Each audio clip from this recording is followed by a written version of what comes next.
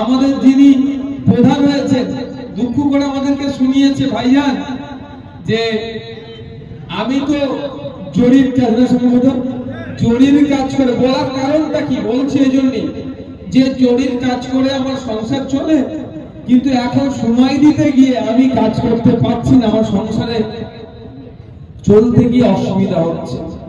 কিন্তু একবারের জন্য আমাদের প্রধান আমাদের নেতৃত্বরা ওই কাটমানি নিয়ে সংসার চালাবে কথা ভাবেনি।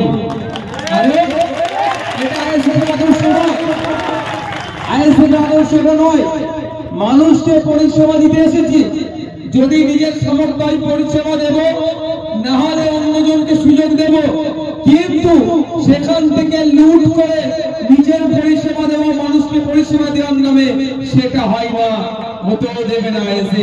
সেটা ঠিক একটু মানুষেরা ভালো করে জানে। আমরা